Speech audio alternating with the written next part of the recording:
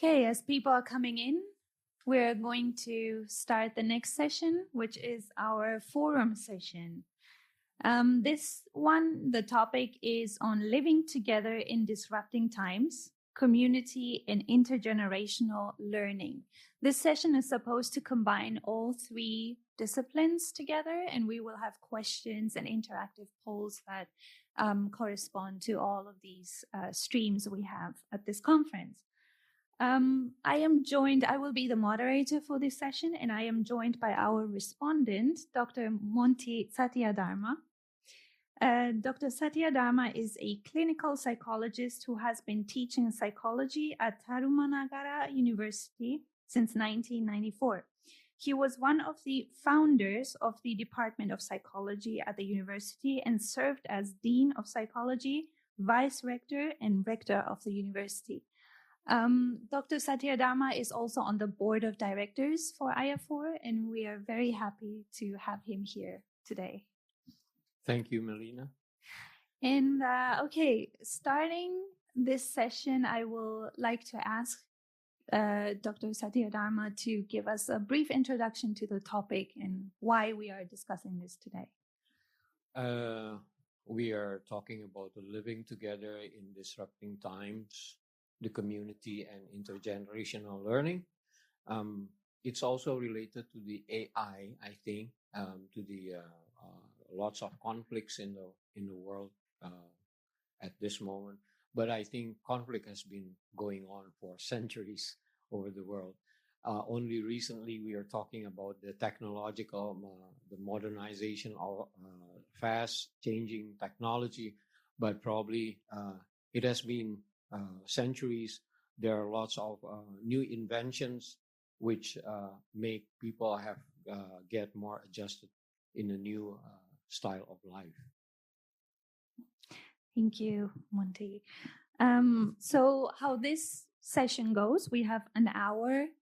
You are required to get your smartphones out and scan QR codes, which you will see on the screen, and then you can participate in interactive polls, in word clouds.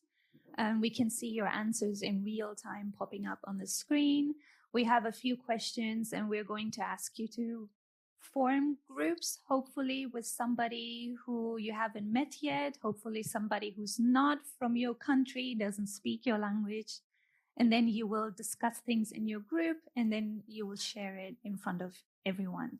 So this is a 1 hour session in which you have the opportunity to share your ideas and share it with everyone else, with us as well. So opening this, we have an icebreaker question first. So what recently made you feel older or made you realize you are experiencing a generation gap? So I would like you to form groups, just turn around, speak to your neighbors if you don't know them, and you have 5 minutes. Okay, 5 minutes are up. 5 minutes are up. Hello. Can I get your attention to the stage?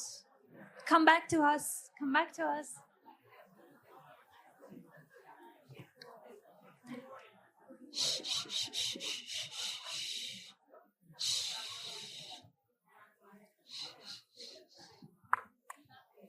Thank you.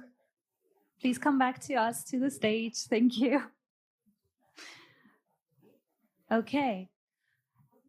Now, Matthew is going to come to you with a microphone to anybody who wants to share. Can you please stand up when you do and say where you're from, and perhaps share what the other person, what you've learned in your group, what the other person said. So does anybody want to share their experience? Really? No one? Okay. Thank you. I'm Sanel Nhlabatsi. I'm from South Africa, University of South Africa. And I think what we discussed in our group that recently made us feel older or realize we had a generation gap.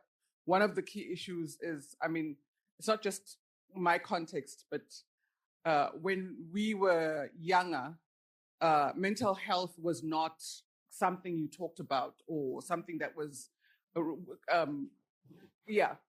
something that was recent. I mean, we're now in environments where we have students who will tell you they've got a mental health issue when you're holding them accountable to certain things they need to do.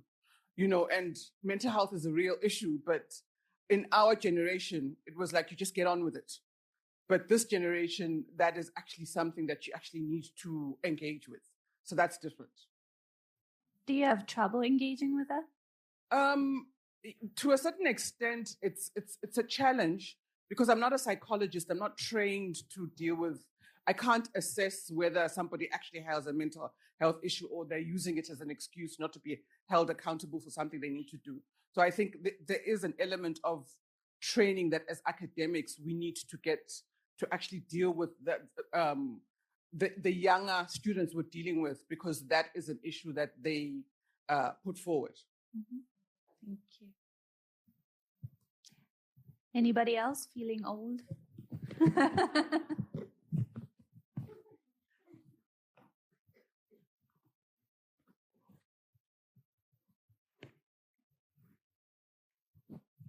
Hey there, Chris here from Australia. We had a blend of people from the US, Japan and Australia, and we had probably not as deep a discussion as that.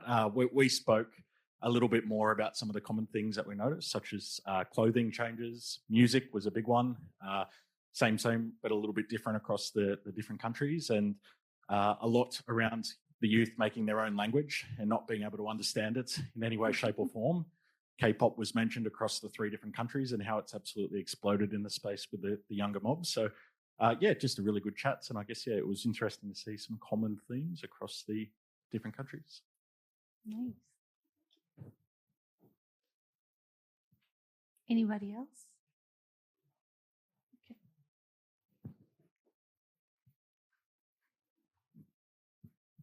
Hi, I'm Chandrama, and we also had quite a range of country representations from China, Oman, Thailand, Indonesia, Philippines, and Australia.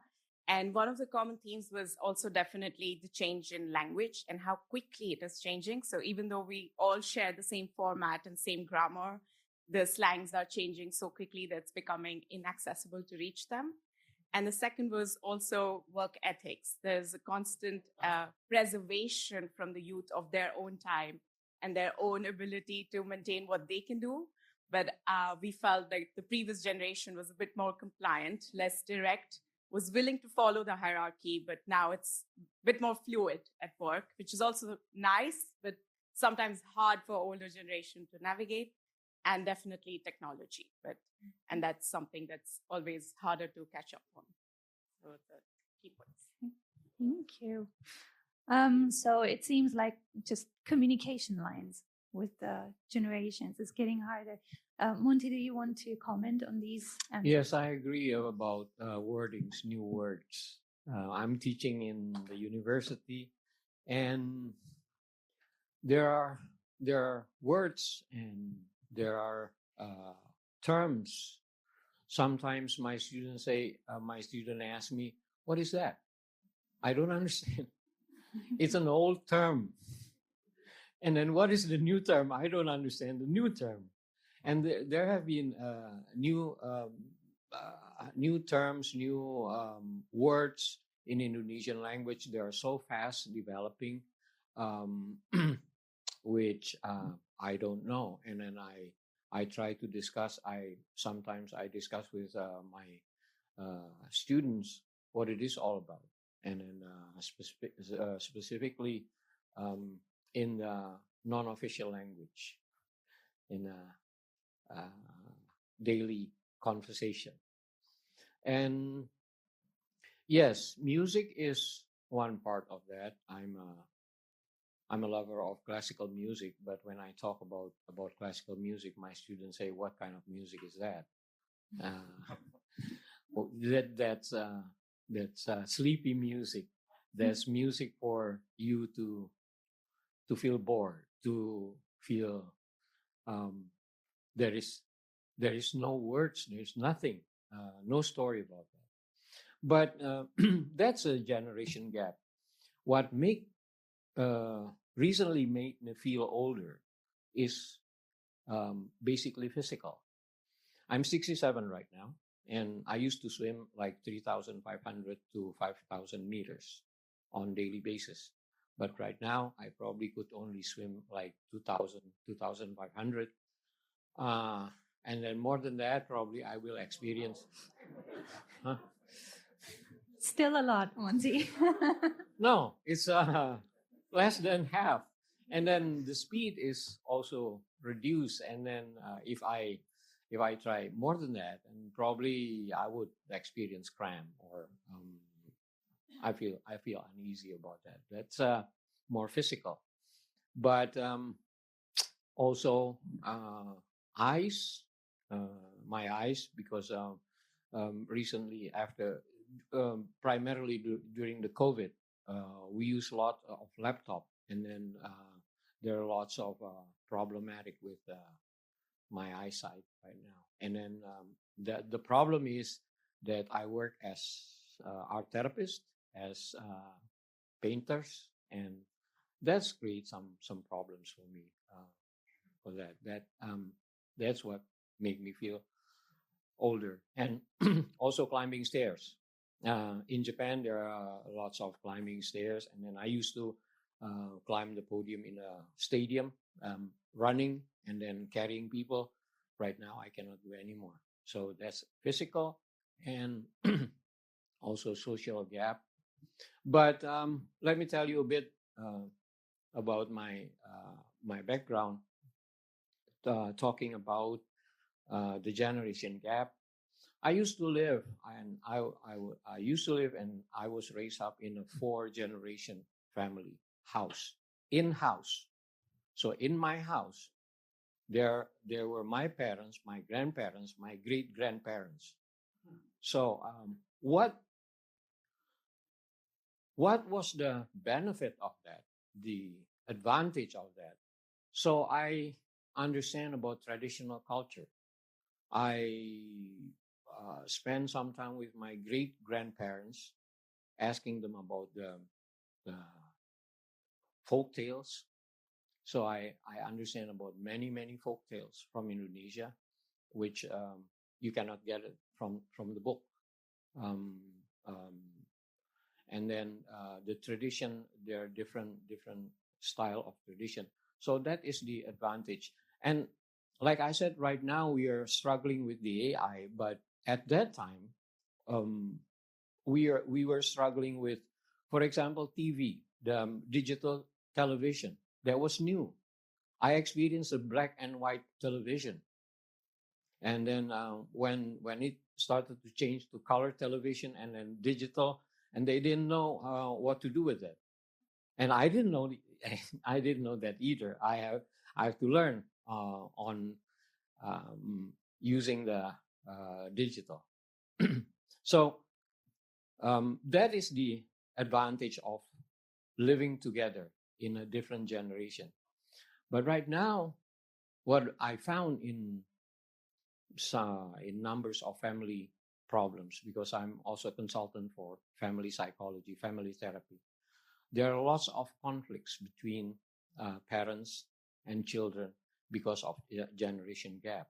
Parents didn't know about this, and children knew more about that, and then they explore more about that. They are more informative than their parents, and parents probably didn't learn a lot about new information. They feel lazy about, or having difficulties learning from that information. And children didn't want to study classical music, and parents didn't want to learn K-pop. It's the same thing, right? So how do we need to combine this? So that is probably things to discuss more. Thank you. Okay. You conditioned today's discussion very well. So we're going to go to the first question here. And I need you to scan this QR code. Hopefully you're all connected to the internet.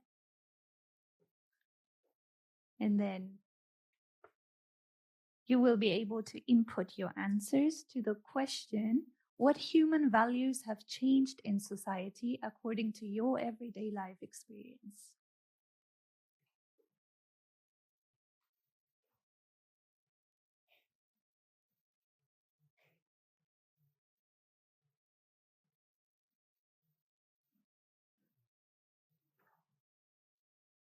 Work ethic. Okay. Compassion.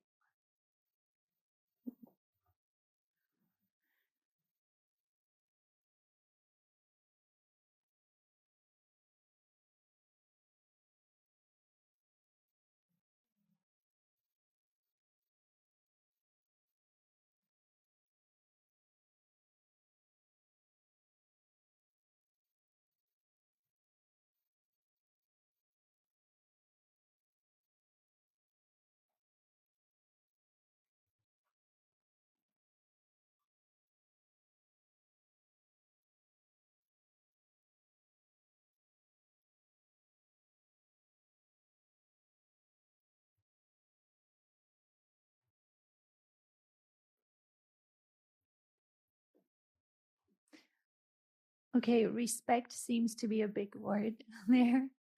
Integrity, traditions, empathy.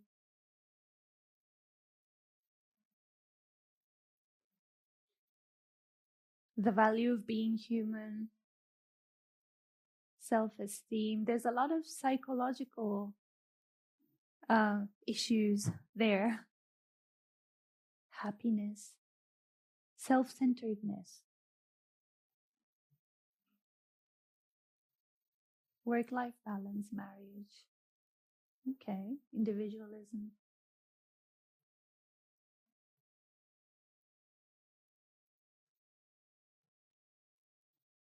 Do you want to comment on any of these?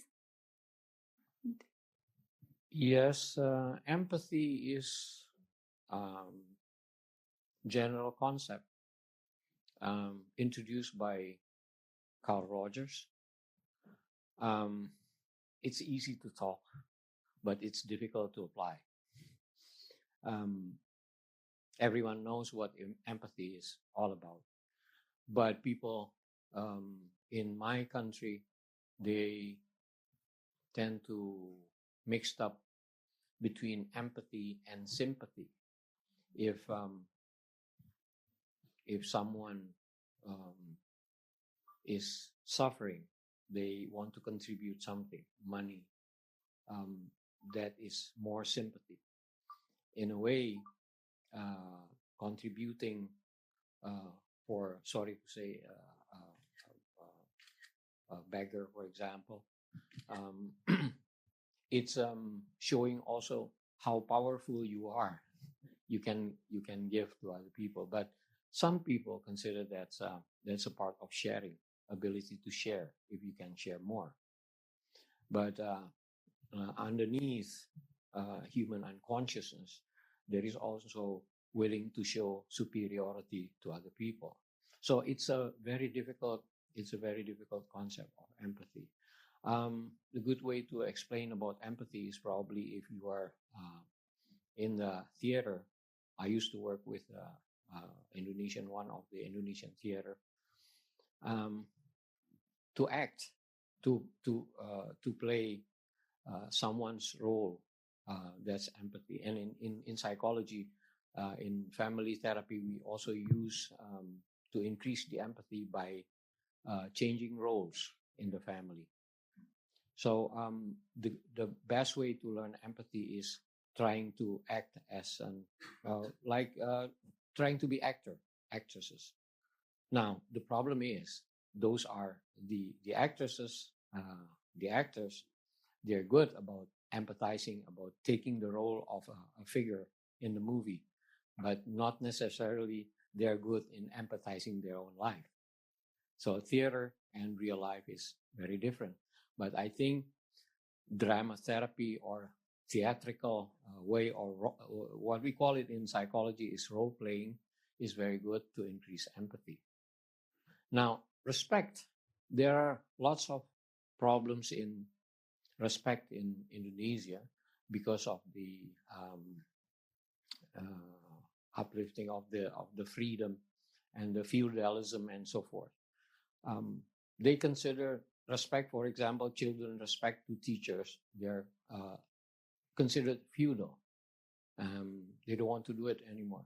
When I was in middle school, even high school, we are proud to serve our teacher, to bring our teacher coffee, to bring our teacher tea, and to do something. Right now, there is no student doing that.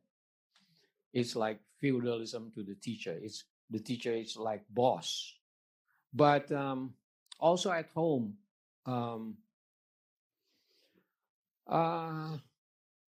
well, there are some houses maintaining that kind of tradition,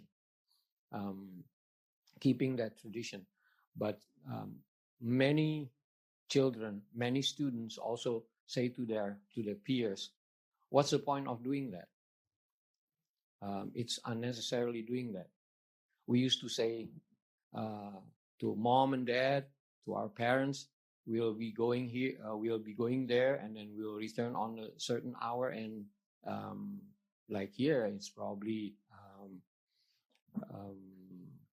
excuses to leave the house, right? Like in Japan, we'll go, itekimasu, for example. But there are more families in Indonesia where the children didn't say anything to their parents. They just left. They just leave. And then I can leave whenever I want. I can return whenever I want. Well, there is handphones. There's mobile phones. I can contact my parents anytime I want. So don't worry about that. I'm going to be fine. And then the parents worry. This has changed. I think if I talk too much about that, so yeah, there's a story going on here. Hustle culture, money, everybody's becoming more individualistic. Then traditions such as marriage are breaking down, and no family values, I saw community values. So it's all interconnected, economics and social life and psychology as well. So it's interesting to see. Now, just out of curiosity, who here is an educator? Okay, a lot of you. The rest are, who is a student? Okay, and the rest of you are professionals? Who are the psychologists? Yeah. Okay. Well, the next question hopefully is relevant. So, to all of you, how has education responded to these changes? What do you think of this response? So you can go back to your groups, you can discuss for 5 minutes, and then you can share with us. Anybody wants to share? Yes. Hands up.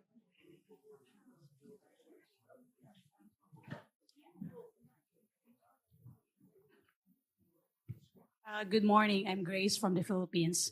I have here with me my friend here from the US. And how has education responded to these changes? Insofar as our sharing is concerned, we really have to modify our curriculum as well as our methodology, because these are issues which are very prevailing now. Like, for example, when you talk of balance between work and school, it's no longer like that. Our view is it should be work-life integration.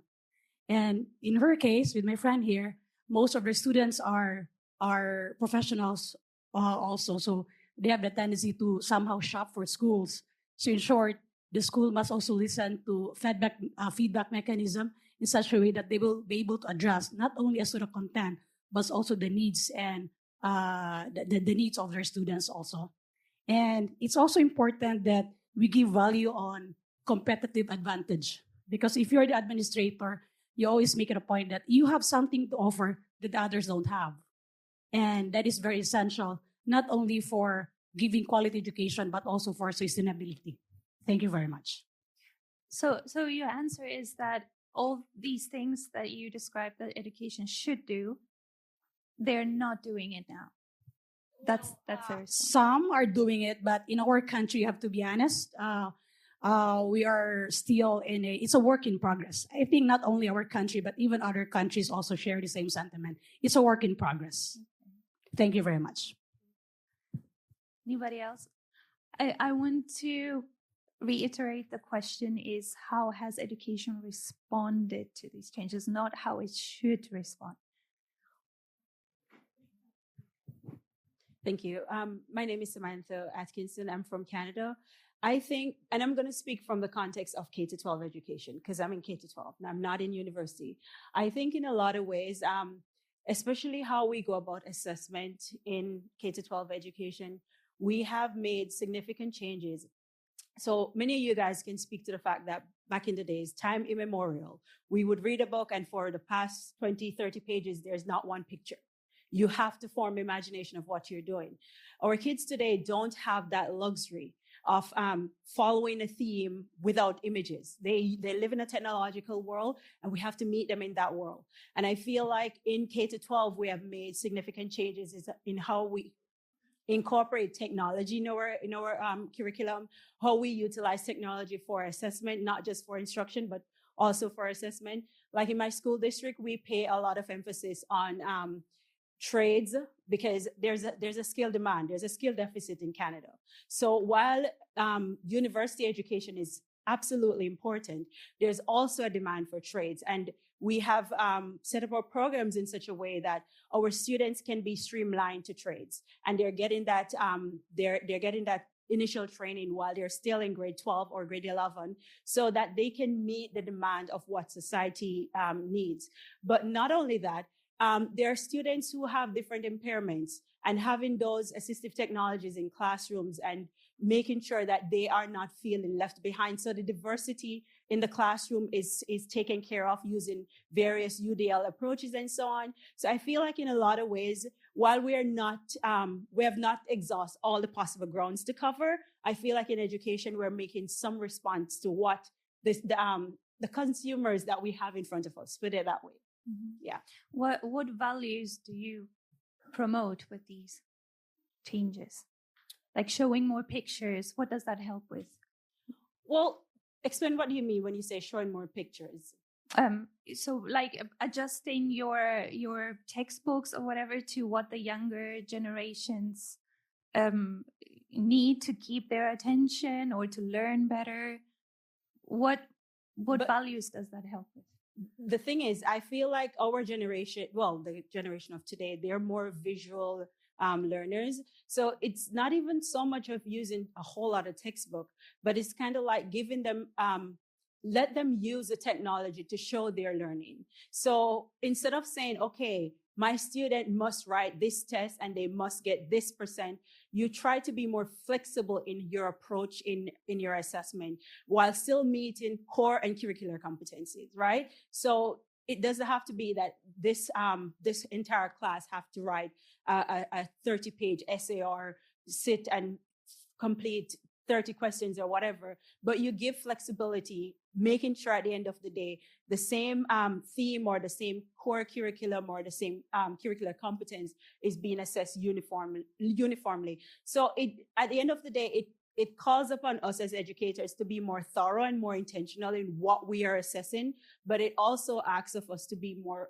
flexible and be more mindful of the diversity that sits in front of us in our classroom.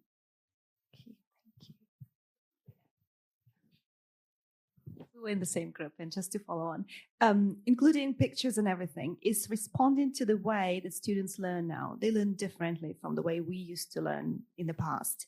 They're more visual, they perceive information in a different way. They are more exposed to visual images, videos, animation, and all sorts of things that we were not even exposed to when we were learning. So the way they perceive information should be taken into account the way we deliver information. And education needs to take this on board and respond to the changing needs, learning needs of our students. And I want to give an example. I represent British University Vietnam, and we record 1-minute video to explain the assessment to students. So we do not publish assessment briefs because they're not going to read them. 10 pages, they're not going to read them. they watch a video. Sorry, I am recording TikToks for my students because that's the way they learn. That's the way they learn. They are going to watch the video and they're not going to read the assessment brief, which is 5-7 pages. If that's all right. So yeah, again, we're from the same group, but I'm going to respond to more from the higher education side to the question. And I think the way education is responded to the societal and value related changes is through adjusting. It might sound a bit too big, but even its purpose. So nowadays there is more focus on the transactional, like the student as a customer and the university as a service provider. And it's funny because my research is right the opposite. I'm trying to push that. No, it's not like that. But the reality that I'm witnessing, especially in the UK, is the core byproduct of the neoliberal university, whereby they just address whatever the student wants. The student complains against essays, they scrap essays out of the picture. And I think it just increases the idea of the, like I said, the transactional aspect of it. So yeah, I think this is how higher education has been responding to the changes. Thank you. Anybody else? Hello, my name is Li Jian Laster. I'm from Taiwan, but I have been teaching in Texas for 26 years. So in the past 26 years, what we have done is I found out many programs, because we need to accredit it. The program got to be accredited by national standard. So many professionalism and ethic course has been required. So they help our students to learn how to behave as a professional behaviors. Also, just in Texas public system, we have added a lot of wellness program. Now the most popular word is called belonging. We want our students to feel like they belong to our university. So we put $1 million to establish well-being program. So we want to prevent the suicidal cases. We want to make students know if you feel like you are depressed, you are having the anxiety, you can come to get help. So that's what we have so far. Many public universities in Texas already have the system in place. Thank you. Have you seen any difference after implementing that? Yes. Okay. Since I have been teaching 26 years, we have a lot of international students and local students. And when they have some trouble, they stay in their dorm. They stay in their apartment. They refuse to get out. They refuse to walk across campus to eat something. So now we have the program. We are able to ask faculty send out alert system to let a student, to let the counselor center know this student need help. So our help offer in different way from the faculty. We offer a lot of training internally to help faculty and staff member to be trained to recognize how the students are in trouble. So like me, I teach computer science. I don't know how to help people who have a mental health issue. So I have to get help from what's the program? Yeah, counseling and psychology program. Ask them to teach us faculty to learn how to recognize the behavior and send them to the right source to get help. Thank you. Thank you. We have a lot of questions and not enough time. I'm just going to move on to the next one. Sorry. Should be a fun question. Do you have people of different generations around in your life? Do they have an impact on you or influence you in any way?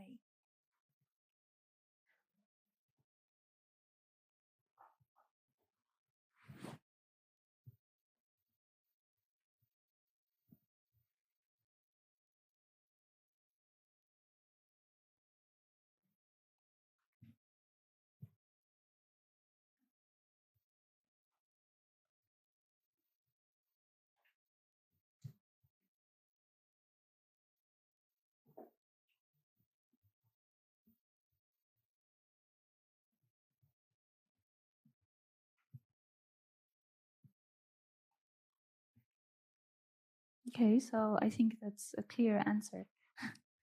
Majority of you said yes, and they influenced me in some way at some point. How many of you have experienced living in the same house or as your grandparents? Okay. For the rest, were you living close to your grandparents? Okay. Nobody like Monty? 4 generations in a household? No? Nice. Okay. All right. So we can see that there's some value in having older people around you. What about their values? What place does older knowledge or tacit knowledge, so indigenous knowledge or non-written knowledge, as Monty explained before, have in today's world? Is it outdated? Is it irrelevant? Is it still valuable? What do you think? Just raise your hand.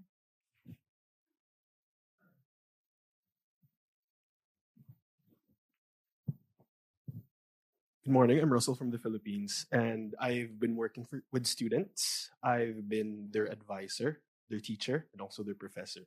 And I'm speaking coming from someone who would consider myself as somehow relatively older than them.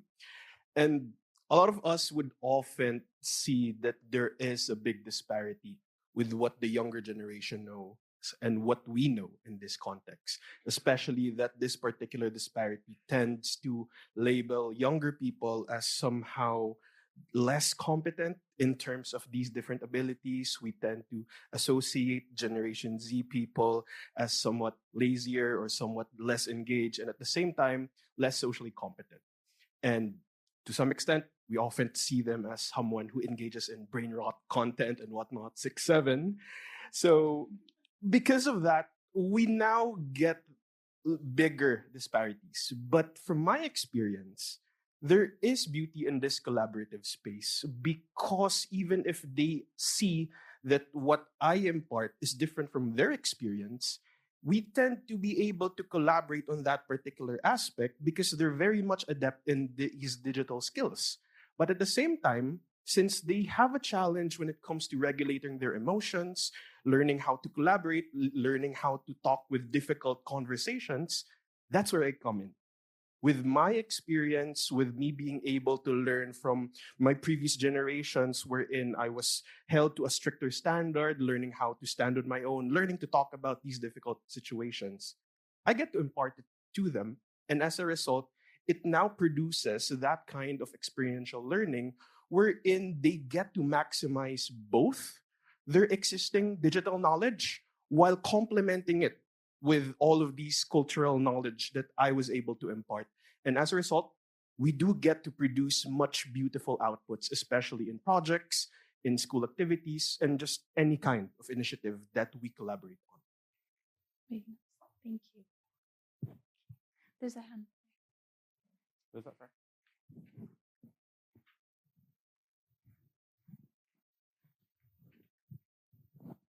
Hello, everyone, and I'm Lý Lê from Vietnam. So I'm just looking forward to this question to answer it, because I'm presenting a paper on the use of social ecological memory in building education resilience. Then so we have conducted a survey across 10 countries in South and Southeast Asia, and I'm presenting initial findings from it. And so far, we found out that the importance of community knowledge or social ecological memories in education resilience. So we often say that people apply that kind of knowledge in directly responding to a specific disruption or disaster, climate disaster, for example. But now it has effects on another sector, which is education. And I think it is important in that way. But yes, so we cannot neglect its importance. But I must say that there's another sadness here is that people tend to just simply reapply what they've learned from the past, from the previous generations, without further improving it. And that is one question that we have been trying to answer and to throughout our project as well. Yeah, thank you. Thank you.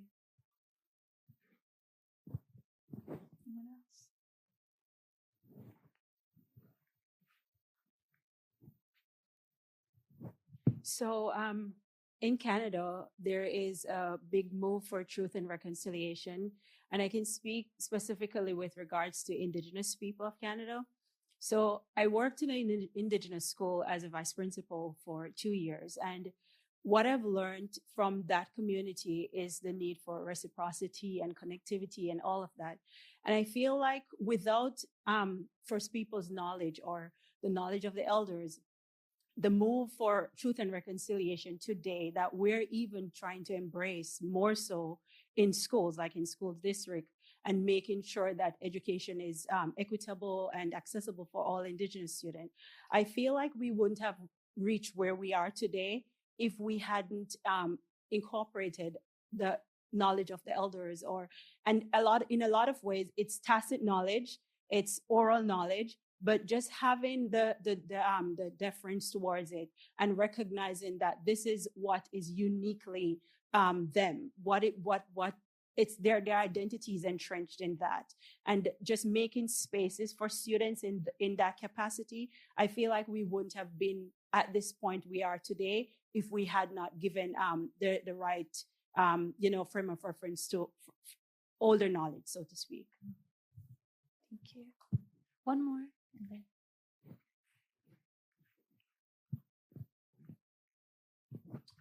Mukunda from Australia. So I think a couple of things. One, the way I see, I think there's a huge gap between Western versus non-Western sort of context here. And then what I have observed in the non-Western setting is there is an attempt from capitalism, neoliberal policymakers to systematically destroy the local knowledge in the non-Western setting. And therefore, there is a huge division in the community and country, something like us versus them, or the ours is bad. So Western sort of thing is good, and our knowledge, our local knowledge is bad. That mindset is very strong. I think second component there is perhaps not recognizing some sort of oral tradition or knowledge. For example, in the Pacific context to Asian context, which normally do not fit into some sort of Western empirical sort of analysis or study, and therefore they are not knowledge, and therefore they are not really recognized. And so that's other thing that I have really seen there. I think one of my studies in Nepal is trying to understand how local NGOs are influenced by different types of donors, and then whether and how their understanding is shifting. And there is a huge influence from donor community, particularly to shift the knowledge of local NGOs as well as community. And therefore, there is a significant negative impact, and some of the local knowledges are completely destroyed. And therefore, there is a huge mentality among community and NGO sector, and even among students, that ours is bad. So Western knowledge is good and ours is bad. So that's one of the dimensions that I'm looking at it. Thank you. Thank you. Very interesting. I'm going to ask Monty to share his thoughts after the next question before we end. So we can move to a fun question. Do you belong in any of the following communities? Do you belong in any sports clubs? Do you belong in volunteering clubs, hobby groups? Or I don't belong in any community?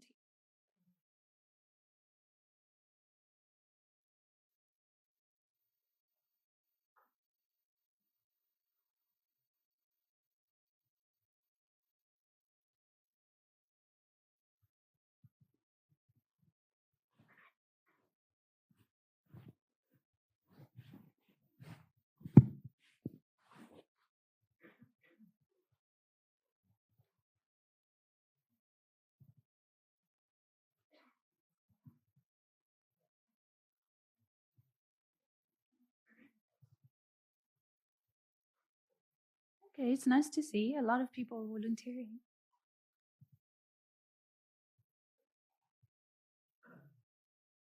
Wow, I don't belong in any community. Why?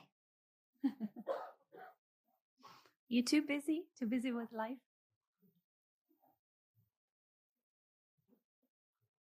Okay. Do you think you will continue being part of any of these communities until old age?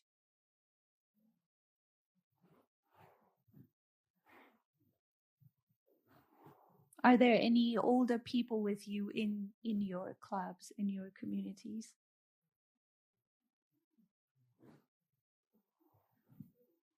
Anybody who wants to say?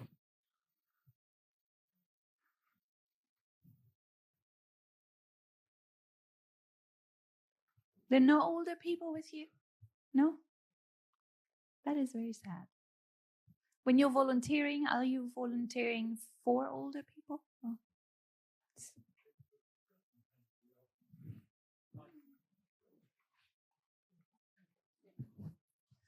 Oh, kia ora, I'm from New Zealand.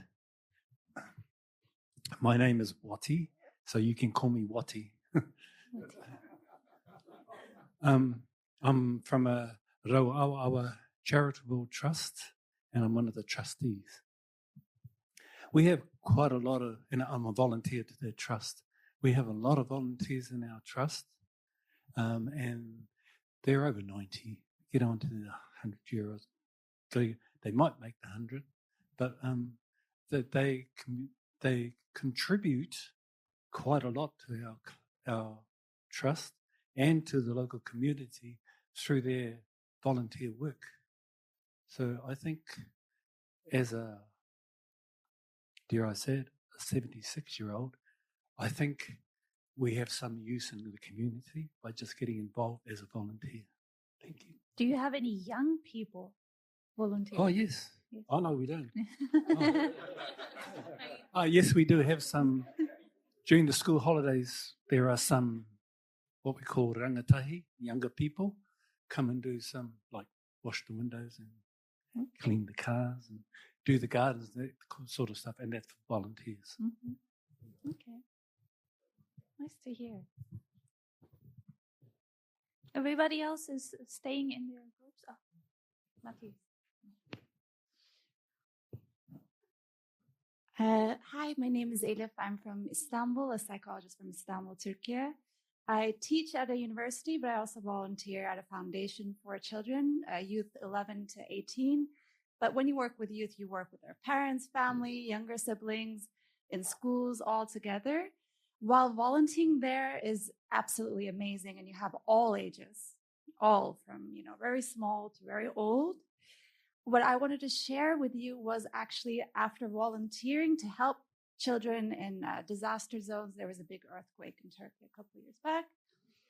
What we noticed was that the children that we were helping loved volunteering. And so you're volunteering with children who was gaining empowerment through volunteering, because according to the research we did, the feedback we received, what they wanted to do most was volunteer. So I just wanted to share that. It's an incredible thing to do, and for all ages, that unites communities and empowers people. Yeah, thank you. It would be interesting to see if schools are having volunteering programs, serving service learning, going to communities and volunteering. Monty, do you want to summarize as a closing to this session? Yeah, that last comments reminds me to my professor. I was also talking with Professor Da Silva this morning, Dexter, that in Indonesia we have two we-ness. The we without you, that means I and my other group, and the we with you. We call it, in Indonesia, we call it kita, K-I-T-A, that means we all together. And then kami, K-A-M-I, that's mine, my part. You are not included. That creates lots of conflicts. The kami. The kaminess, the we-ness without you creates a conflict. We are the elderly people. You are younger generation. You are old people. We are younger generation, and so forth. And we are this ethnic group. You are not that ethnic group. So my professor said we have to be aware of this, and we have to increase more the kita, the we togetherness as a one whole unified society. Thank you. So this is homework for you. Maybe you can discuss this during the coffee breaks that we have, or during the lunch break. The big question is actually, how can we all live well together, right? Okay, so thank you for participating. If you feel inspired to write a short essay, or if you have any thoughts on this session, please feel free to submit anything to our Think magazine. This is the magazine where we publish opinion pieces, very short stuff, like 500 words, that is not intended for academic publication for a journal. It's not strict, because these opinions also matter, and we need to hear more about this. So if you want to submit something, please submit to Think magazine. Thank you so much for being here. Thank you.